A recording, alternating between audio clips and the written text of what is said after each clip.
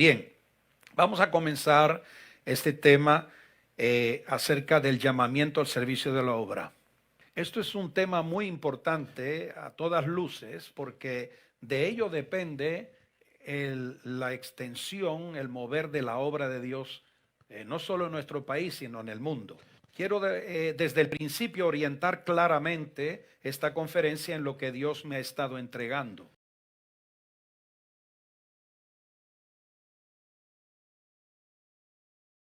Una cosa es ser llamado al servicio de la obra y otra cosa es llamado para servirse de la obra. Si usted ha venido para ver cómo puede servirse de esta obra, se ha equivocado de obra y de conferencia. En esta obra del Movimiento Misionero Mundial no tenemos esa opción y los que la tienen acaban fuera de esta obra porque Dios mismo los saca. Estoy hablando desde 46 años de estar en esta obra. Yo nací en esta obra. Ayer me gocé con una joven que estaba saludando desde Barcelona. Nací en la ciudad de Barcelona. Bona nit, Barcelona. Entonces, gloria al nombre del Señor. Le hablo desde la perspectiva de 46 años. Nací en esta obra, he crecido en esta obra, salí a la obra misionera, a Francia, a la isla Mauricio, a África, todos los países. Pero también tenemos que tener claro que hay pastores, y desde aquí saludo a los que empezaron, como nuestro hermano José Arturo Soto, nuestro hermano Enrique Centeno, nuestro hermano Jorge Álvarez en Puerto Rico. Y todos estos hombres de Dios empezaron algunos al principio de la obra, otros unos años detrás. Y cuando afirmo que nadie es llamado para servirse de esta obra, ellos saben muy bien de lo que estoy hablando. He nacido en esta obra, he crecido en esta obra, amén, he servido en esta obra y he sufrido en esta obra, pero nunca he traicionado esta obra. Algunos dicen que hay que serle fiel a Dios y no a la obra. El Señor Jesucristo desmonta esa idea. En Juan 6:29 encontramos la declaración misma del Señor Jesucristo que dijo, respondió Jesús y les dijo, esta es la obra de Dios, que creáis al que Él ha enviado.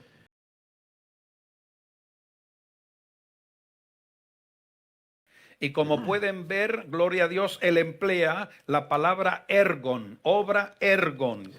Y esa palabra ergon significa esta es la obra, el hecho, la actividad de Dios. El segundo término es este es el trabajo, la tarea asignada, la tarea de Dios. Y la tercera dimensión de esta palabra ergon, esta es la artesanía, ha salido de la mente y de las manos expertas de Dios. Amados jóvenes, el Señor mismo en el capítulo 4, hablando con la samaritana, cuando volvieron los discípulos, en Juan capítulo 4, verso 34, Jesús les dijo, mi comida es que haga la voluntad del que me envió y que acabe su obra. Es decir, que Jesús decidió terminar la obra que le asignó el Padre.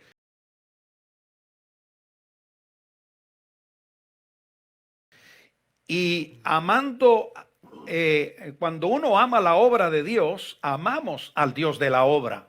En Juan 17:4 dice, yo te he glorificado en la tierra, he acabado la obra que me diste que hiciese.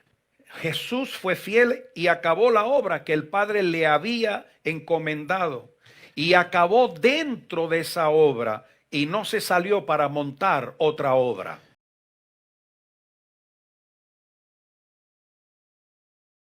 Queremos destacar tres elementos principales de este tema en esta noche.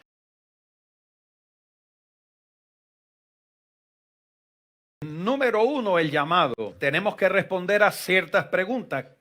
¿Quién llama? ¿Por qué llama? ¿Cuándo llama? ¿Y a qué llama? La segunda que tenemos, la segunda palabra clave que tenemos en este tema en esta noche es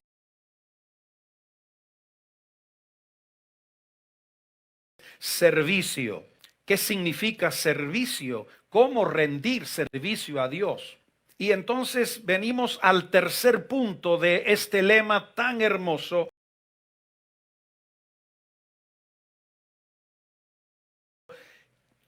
obra. ¿Qué es obra de Dios? Amén. Quiero decirle que hay dos términos en la lengua española que no existe en todos los idiomas. Las dos se parecen, pero son muy diferentes la una de la otra. Y esa palabra es casualidad y la segunda es causalidad. Casualidad y causalidad.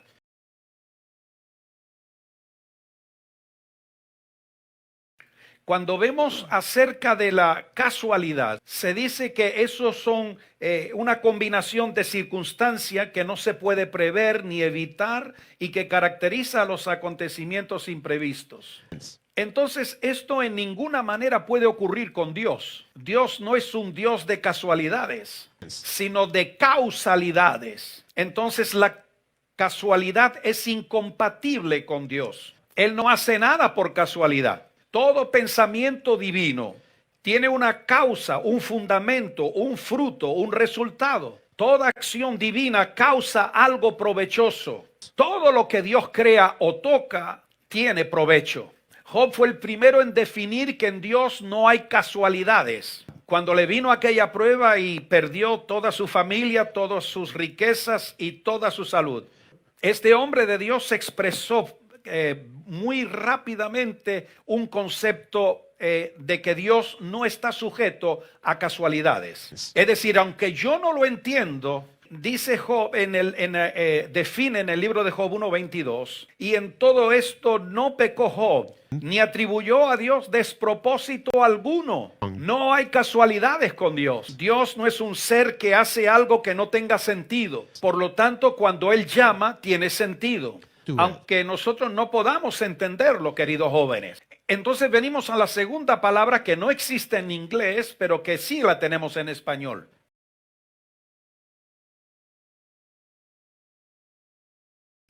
Es la palabra causalidad, causar algo. Y entonces la causalidad es una ley que establece que cuando hay una acción, hay una entidad que la está moviendo. La acción tiene un origen, es causada por alguien. Y ahí entramos dentro de lo que consiste la obra de Dios. Queridos jóvenes, Dios hace que sucedan cosas porque tiene una causa. Entonces vamos a entrar ya en el tema, ¿a quién llama? Cuando yo estaba meditando en este tema, ¿a quién llama Dios? Solemos pararnos en el momento del llamamiento. Y muchas veces ignoramos cómo fue el proceso de esa persona hasta que llegó el llamamiento divino. Y entonces, conforme Dios me estaba hablando,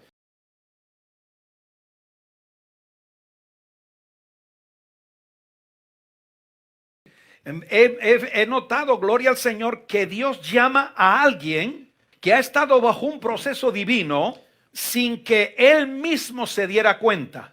Dios estaba causando algo. Y cuando Dios empieza a acercarse al instrumento que Él va a coger,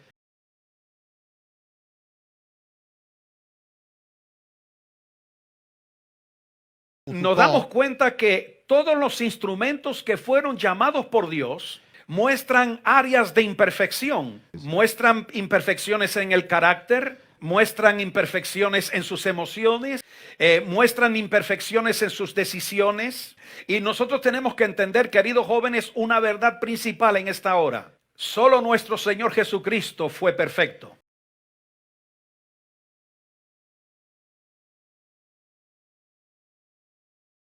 Dios no nos llama porque somos perfectos, nos llama aún siendo imperfectos. Esa es una verdad gloriosa, amados. Ahora, lo que sí he notado, y eso me llamó mucho la atención, es que antes de llamar a la persona, Dios nos revela cómo va tratando en las áreas en las que la persona está escasa. Y conforme van apareciendo las áreas de escasez, Dios empieza a obrar a través de su gracia. Le añade lo que no tiene, lo va puliendo en sus defectos. De tal manera que el que es llamado siempre es consciente que lo que logra en la obra de Dios es por la gracia de Dios y para la honra de Dios. Dios no llama a hombres o mujeres perfectos. No los necesita. Y entonces llama a hombres que son conscientes de que el poder no está en ellos, sino de Dios que les está proveyendo para que puedan hacer lo que es imposible para ellos. El apóstol Pablo entendió rápidamente este concepto y dice en 1 Corintios 15:10, oiga bien esto, amados jóvenes, pero por la gracia de Dios soy lo que soy, y su gracia no ha sido en vano para conmigo. Antes he trabajado más que todos ellos, pero no yo, sino la gracia de Dios conmigo. Mire bien lo que él dice, soy lo que soy por la gracia de Dios. El segundo punto que señala a este hombre escogido por Dios es que la gracia no ha sido en vano con él. Es decir que, y entonces establece este principio, antes he trabajado más que todos ellos, pero no yo, sino la gracia de Dios conmigo. Es un hombre que reconoce que a donde ha llegado y lo que ha podido hacer,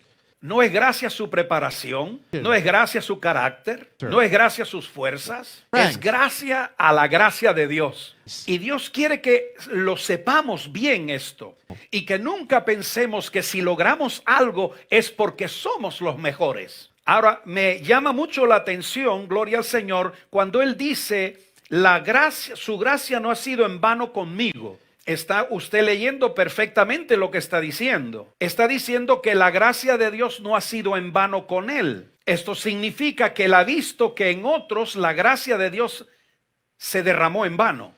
Querido joven, si usted quiere servir a Dios, primero reconozca que si puede lograr algo, si en algo es usado, es por la gracia de Dios. Lo segundo que usted tiene que tener bien claro es velar en que la gracia de Dios no sea vana en usted. Cuando Pablo habla de la gracia de Dios no ha sido en vano conmigo, usa la palabra griega kenos. Y dice, esto significa vacío, manos vacías, sin resultado, no haber logrado su propósito. ¿Qué es lo que está diciendo el apóstol Pablo? No está diciendo, oiga, yo soy el superapóstol.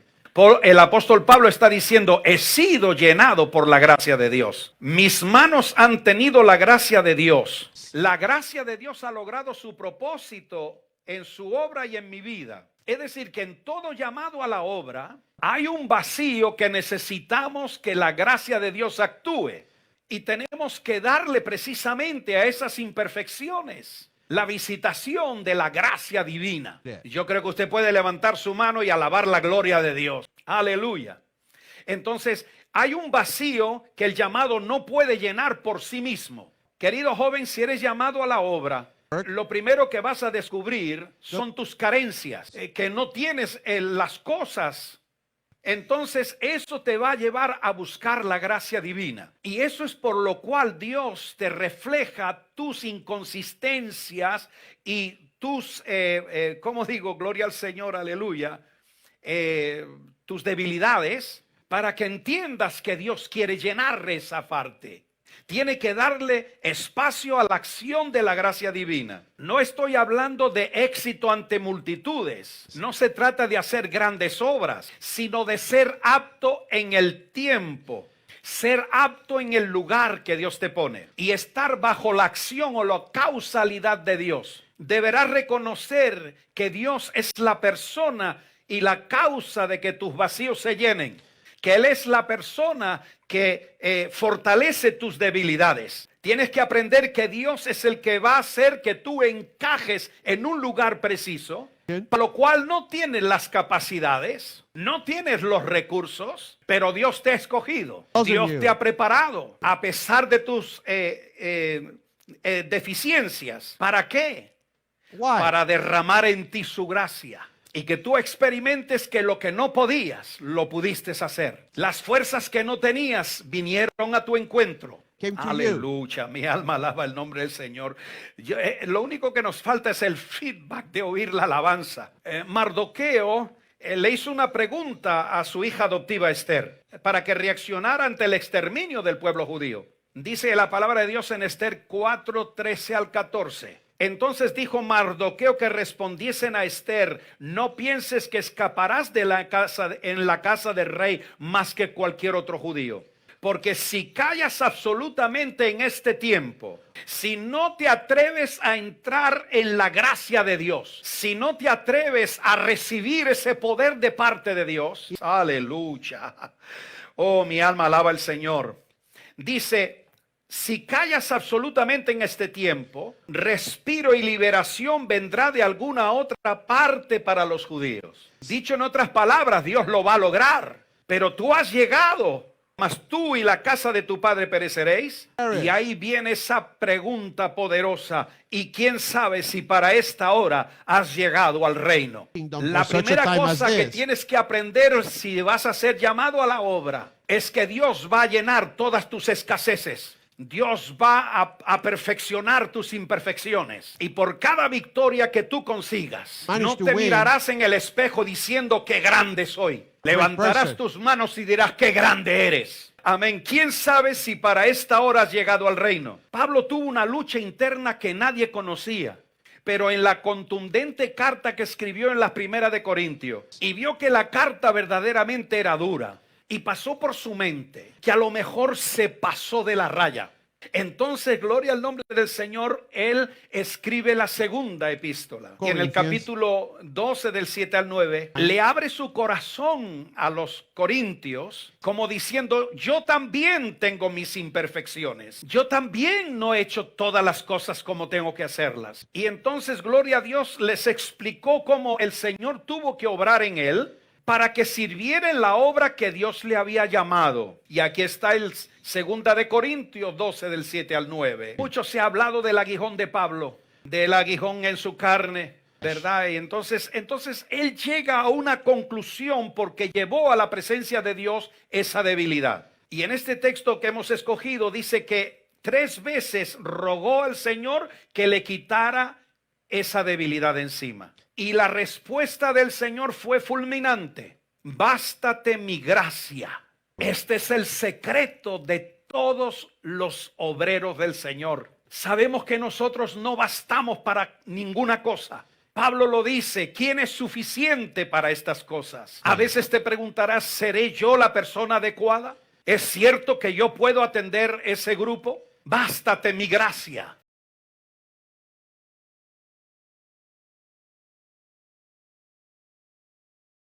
Si Dios está causando ese llamamiento, entonces la gracia de Dios te va a proveer. Dice: porque mi poder se perfecciona en la debilidad. Entonces Pablo empieza a decir: de buena gana me gloriaré más bien en mis debilidades, para que repose sobre mí, para que repose, para que se estacione sobre mí el poder de Jesucristo.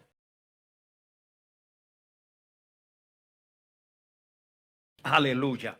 Entonces después el Señor me fue llevando a ir viendo unos llamamientos tanto en el Antiguo como en el Nuevo. En Génesis capítulo 12 verso 1.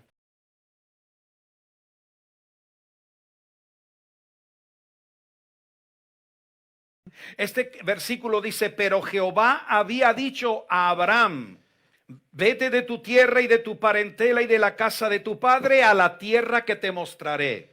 O sea que el verso 1 está recordando de que ya en un tiempo antes que saliera Abraham, ya le había hablado Dios. Entonces, ¿cuál era la debilidad de Abraham? ¿Por qué no había obedecido todavía Abraham al llamamiento de Dios? Abraham tenía un apego grande familiar, tenía unos vínculos familiares muy fuertes y además tenía un apego a lo conocido, a lo que se llama la zona de confort, su casa, su ciudad en Ur de los Caldeos. Entonces, gloria al Señor, cuando Dios empezó a tratar con Abraham, Abraham empezó a tener luchas con dejar a su familia y dejar su tierra. Y entonces fue precisamente su padre Taré el que inició la salida de la ubicación de Abraham. Salió con su padre y entonces todavía va con el núcleo familiar. Ha cambiado geográficamente de lugar, pero todavía le falta salir de un apego a la familia. Y cuando se va a desvincular, la muerte de su padre le causó el inicio de su separación familiar. Pero si usted se da cuenta, todavía tenía el vínculo con el sobrino Lot. Le costó soltar a Lot. Entonces luego vemos que a partir de ese momento que se separa de toda la familia, entonces es el momento en el cual Dios le empieza a hablar. empezamos a ver la conversación directa, el diálogo directo de Dios con él. Alabado sea el nombre del Señor.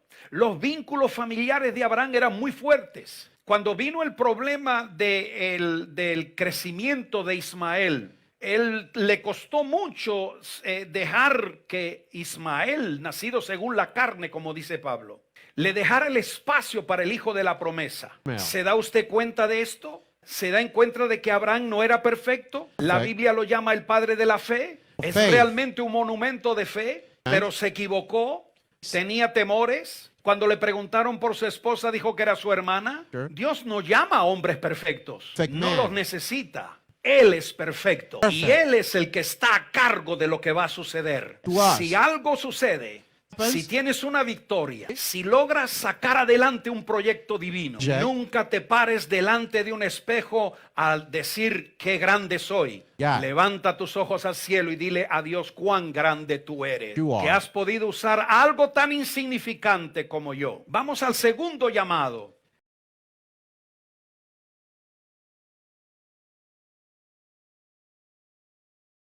Vamos a Éxodo capítulo 3, verso 4. Vemos en el capítulo 3, verso 4 del Éxodo, leemos el texto. Viendo Jehová que Moisés iba a ver, lo llamó Dios de en medio de la zarza y dijo, Moisés, Moisés, y él respondió, heme aquí. Todos entendemos que este es el momento del llamamiento, pero nos olvidamos que Moisés es un hombre que está procesando 40 años. Moisés tiene una herida de 40 años. Alabado sea Dios, un rechazo de su propio pueblo, un destierro por parte de la nación que lo sacó de las aguas y lo llevó a la orilla del trono de Egipto. Es un hombre que después de 40 años no levanta algo propio, ni siquiera considera tener un rebaño propio.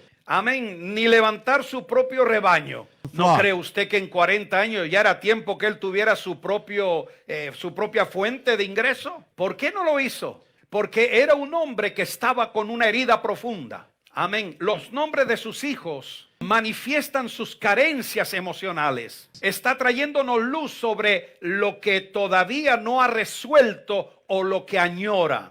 Y que por una razón y una causa que no conoce ha sido dejado a un lado. ¿Ha usted experimentado cuando le dejan a un lado? Aleluya. Si no lo han hecho todavía, prepárese. Porque en este camino con Dios muchas veces serás dejado a un lado.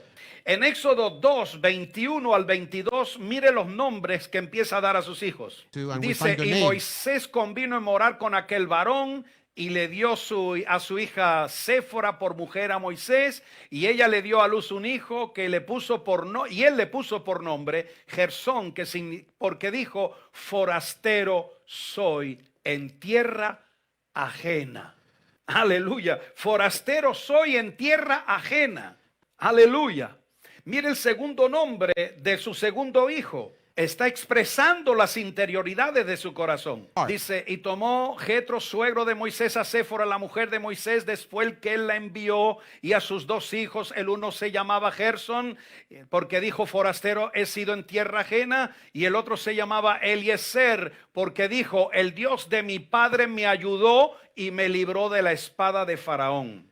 Forastero en tierra ajena y temiendo la espada de Faraón. Él desarrolla en su mente una forma de protegerse. Es un hombre que vive en la periferia, vive desde la perspectiva del perímetro, vive desde la perspectiva de la frontera, de la perspectiva de la distancia. Está dentro de la familia de Jetro, pero su mirada está fuera. Entonces lo más bello de todo esto, amados jóvenes, es que cuando él llega a Madián causalidad divina. No llega por casualidad, llega a ese lugar porque Dios lo está guiando. Y entonces Jetro, Yitro en hebreo, significa excelencia. Entonces, hermano, gloria a Dios, él viene derrotado, él viene pensando en cómo camuflarse, cómo esconderse. Y Dios le abre la puerta de un hombre que se llama excelencia. Cuando más bajo te sientas, cuando pienses que no sirves para nada, Dios te pondrá con alguien que se llama excelencia. Dios nos dice, te voy a levantar. a través de uno que tiene excelencia. Means Y yo no excellence. sé, amado joven, si usted sabe quién tiene excelencia. La excelencia de la cual hablo es la del Hijo de Dios, Is the Son nuestro of Señor God. Jesucristo. Él es la excelencia. Nosotros podemos crecer,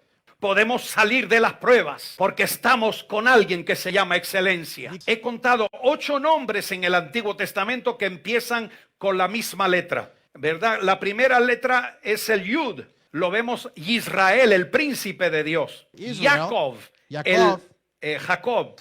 Yehoshua, Josué. Joel, el profeta. Perfect. Yone, Jonás. Ezequiel, Ezequiel. Yirmiyahu, Jeremías. Maya. Yeshaya, Isaías. Todos estos que empiezan con la letra Yud. Todos estos héroes del Antiguo Testamento. Todos tienen 2 cosas en común.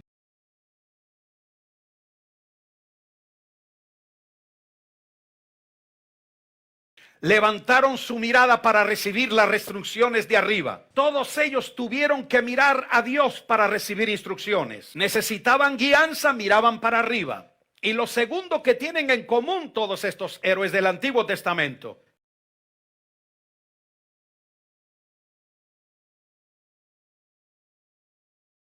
es que producían cambios. ¿Qué significa? Que lo más pequeño, cuando llega a las manos de Dios, van a producir cambios, cambios poderosos. Moisés pasó de ser grande en Egipto a hacerse lo más pequeño posible para que nadie lo delatara. Entonces vemos que Moisés viene de un fracaso y huye y encuentra en Madián a Jetro. Dios lo tomó y lo puso al lado de excelencia, que es posible aún después del fracaso. Un fracaso no está dictaminando que tú no puedas llegar a la excelencia.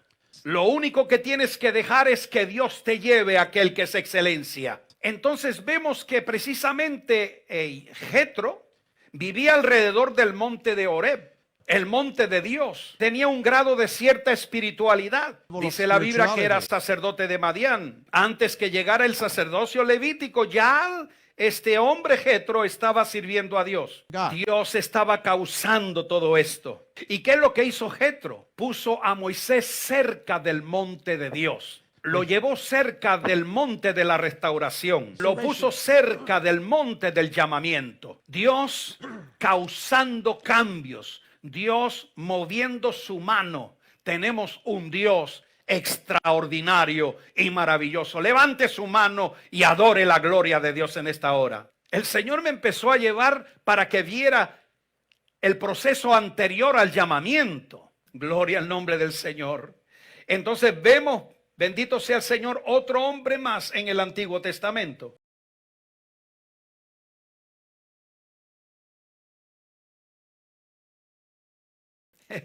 Vemos en Números 27 del 15 al 19, 15 Moisés estaba diciéndole a Dios: Señor, pon un hombre delante de tu pueblo que los lleva de un pastor, que no sean como ovejas que no tienen pastor. Mire bien esta palabra tan preciosa. Aleluya. Un hombre que salga delante de ellos y que entre delante de ellos, que los saque y los introduzca. Y que para que la congregación de Jehová no sea como ovejas sin pastor. Y Jehová dijo a Moisés: toma a Josué, hijo de Nun, varón en el cual hay espíritu. Hay espíritu.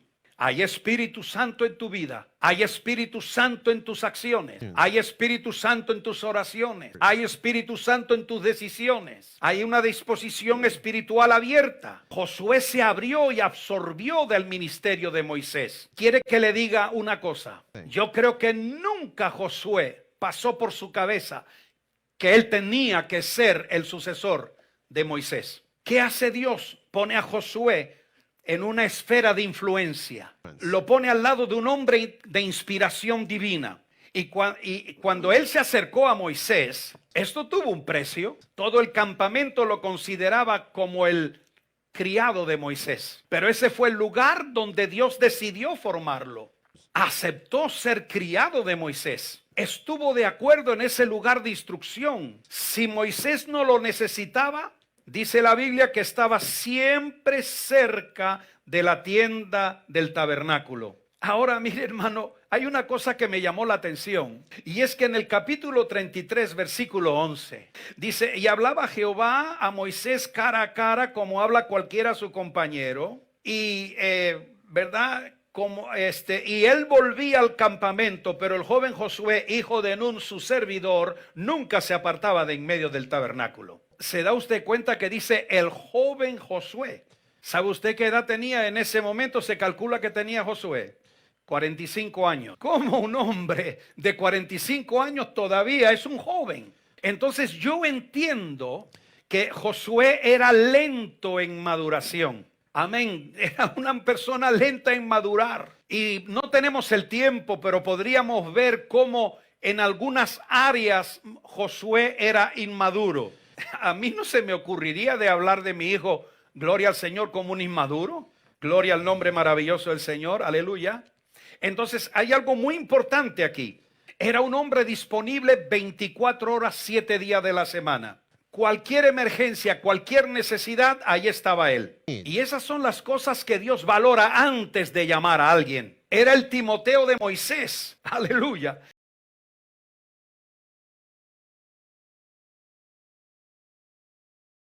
Joven, le hago la pregunta en esta hora. ¿Dónde estás cuando tu nombre no aparece en el programa? ¿Dónde estás cuando no tienes que cantar un especial? ¿Dónde estás cuando no te toca la lectura bíblica o alguna predicación? Y una vez, yo recuerdo en unos años, gloria al Señor, que en una convención aquí en los Estados Unidos de jóvenes, y entonces noté, gloria a Dios, como que los que participaban en los cánticos, cuando acababan de temblar en la presencia de Dios, de hablar en lengua y de sacudirse, ¿sabe lo que hacían? No todos, gracias a Dios. Salían fuera y se tomaban el fresco, hermano. Parece que como ya terminó la actuación de ellos, ahí se acabó el culto. Josué no era de esos. 24 horas al día, 7 días en semana. Donde quiera que Moisés lo necesitara, ahí estaba él. Y dice la palabra que nunca se apartaba de en medio del tabernáculo. Óigame, Dios mira qué hacemos después de nuestra participación. Si ya terminamos la actuación que teníamos que hacer y entonces ya no necesitamos del culto. El culto es hasta el amén final. Tengas participación o no tengas participación, te den una lectura bíblica o no te la den, tienes que gozar del culto de principio a fin. Entonces había una carencia en Josué. A mí me sorprendió que Dios me llevara y me dijera, estudia a todos los que llamé antes que los llamara. Y sabe usted la carencia que tenía Josué, además que era un joven de 45 años, no distinguía las voces que oía. En Éxodo 32, Moisés ha subido al monte porque Dios lo ha llamado. Josué lo siguió hasta donde podía seguirlo. Y cuando Moisés le hacía así con la mano, sabía que de ahí no podía pasar. Y entonces veía como el líder se trepaba dentro de la nube de Dios. Estuviera los días que Moisés estuviera. Entonces, gloria al Señor, mientras Dios está hablando con Moisés, el pueblo se desenfrena y empieza a hacer el becerro de oro. Entonces hay una fiesta abajo y entonces Moisés desciende de lo alto y entonces dice la palabra, cuando oyó Josué el clamor del pueblo que gritaba, le dijo a Moisés, alarido de pelea hay en el campamento. Y Moisés le dice, no es voz de alarido de fuerte, ni voz de alarido de débiles, voz de cantar oigo yo. ¿Quién eres el que estaba más lejos del pueblo? ¿Josué o Moisés? Joshua or Moses? Moisés estaba en lo alto del monte. Sí. Josué estaba en medio. Y Moisés sabía el alarido del campamento. Y Josué, que estaba más cerca, oyó alaridos de pelea. Entonces vemos, gloria al Señor, otra carencia en Josué. Estaba en medio, ni arriba ni abajo. Cuando uno vive en medio, siempre confunde las cosas, pero tenía algo positivo. Aleluya, aceptó, siendo un hombre de 45 años, servir a aquel líder, sin tener en mente ninguna segunda intención. Aleluya. Pero yo le digo una cosa a este joven Josué. Cuando Moisés le decía, empuña la espada, Josué, y ve a pelear, no había quien se le parara de frente. Hasta el príncipe de Jehová que le apareció en Jericó. tenía la espada desenvainada. Oiga, Josué sacó la espada y era un hombre ya de 80 años. Aleluya, estaba dispuesto a entablar la batalla. Y tenía en mente, ¿eres de los nuestros o eres de los enemigos? Sí. Oiga, le pidió al príncipe de los ejércitos de Jehová que que se identificara. Ya tenía la espada en la mano. Todavía sabía picar carne. Sabía cómo usar la espada.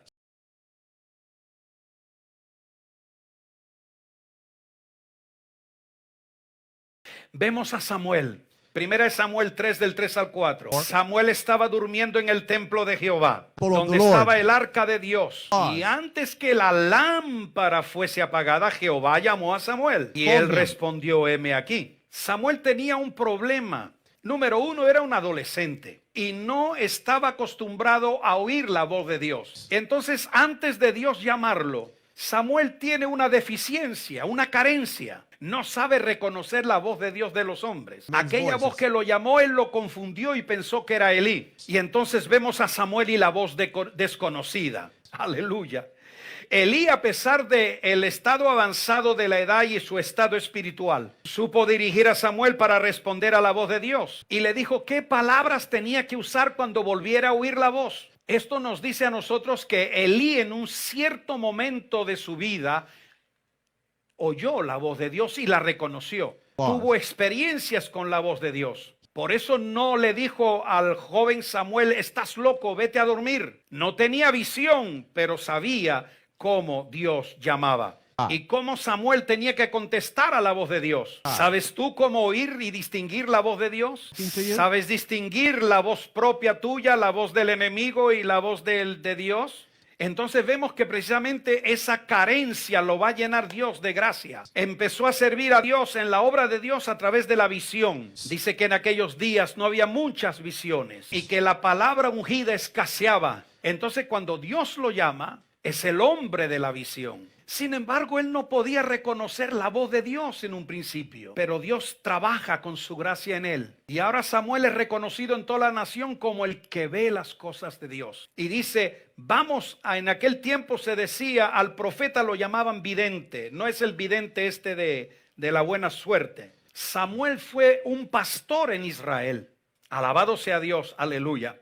Levantó la escuela de los profetas, ungió al primero y al segundo rey de Israel y trajo un avivamiento espiritual en la nación. Y Dios le entregó 3 funciones: sumo sacerdote, juez y profeta. Y lo mejor, cuando acabó y entregó su ministerio, se sentó en una silla para que juzgaran su integridad. Si le había robado algo a alguien, o si había juzgado en justicia conforme a la ofrenda que ciega la justicia y la verdad. Y nadie lo pudo señalar. Alabado sea el nombre del Señor, dejando que la gracia de Dios sea la que nos haga capaces de hacer lo que Dios nos llama a hacer en su obra. Quiero ir llegando ya al final de todo esto.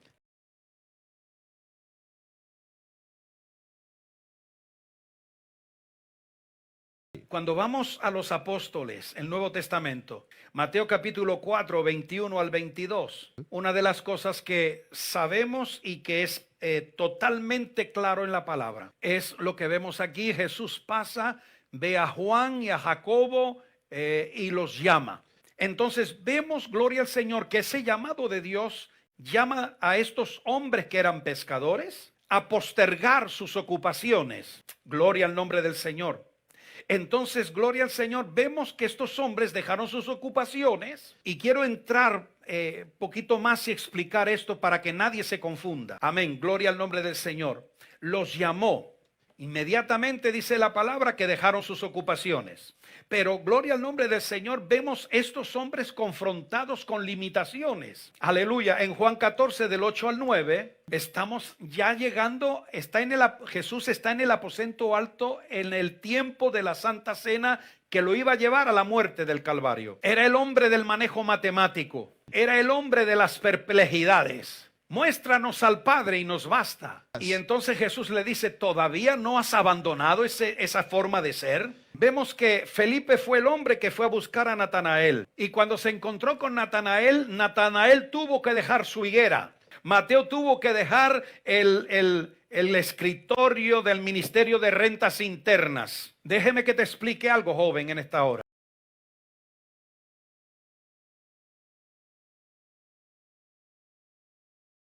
No descuides tu preparación académica. No descuides tu formación profesional. Nuestro amado hermano reverendo José Arturo Soto anoche habló claro sobre esto. No desprecies o dejes tu crecimiento, aleluya, espiritual.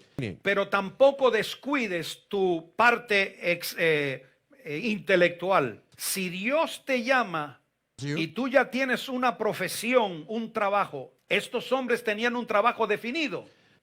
Dios no siempre la obra va a tener los recursos que tú necesitas.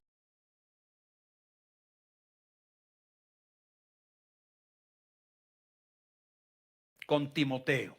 El llamamiento de Timoteo es sorprendente. Amén. Dice la palabra de Dios en el capítulo 16 del libro de los Hechos. Dice que llegó a Derbe y a Listra, y había allí un cierto discípulo llamado Timoteo, hijo de una mujer judía creyente, pero de padre griego. Todos daban buen testimonio de él. Y mire este texto cuando dice, quiso Pablo que éste fuese con él. Quiso Pablo que éste fuese con él. Y tomándole, le circuncidó por causa de los judíos. Quiso Pablo que fuese con él.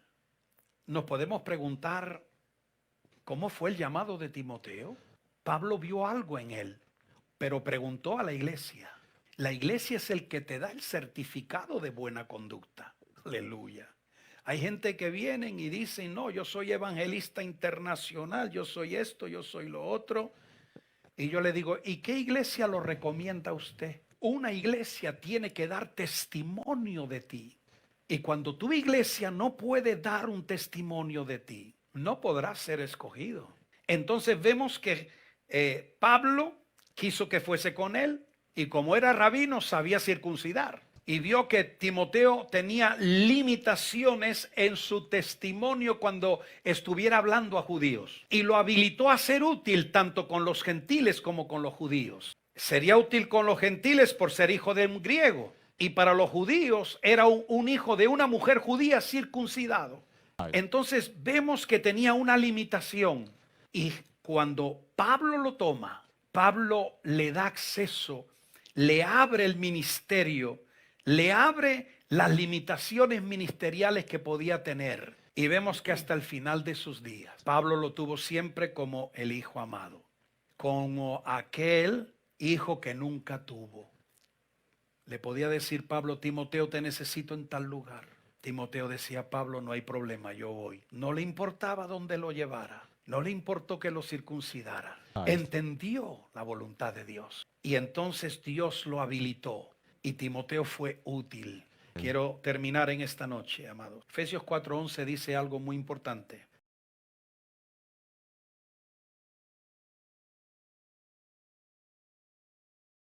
Dice, Jesús mismo constituyó a unos apóstoles, a otros profetas, a otros evangelistas, a otros pastores y maestros. La palabra constituir nos dice que significa yo he dado.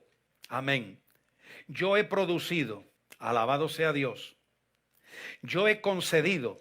Yo he causado el inicio de algo. Yo permito la experiencia. Todas estas definiciones de la palabra constituir nos está diciendo claramente que nadie se puede autoconstituir, que tiene que tener el testimonio de Dios, el testimonio de su iglesia y que Dios sea el que le conceda. En este país de los Estados Unidos, en este tiempo que empezaron los apóstoles, recuerdo un anuncio que decía, si eres llamado, serás ordenado.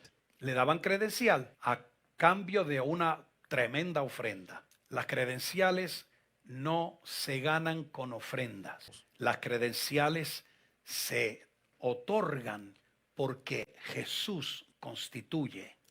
Jesús es la causa. Jesús trata contigo.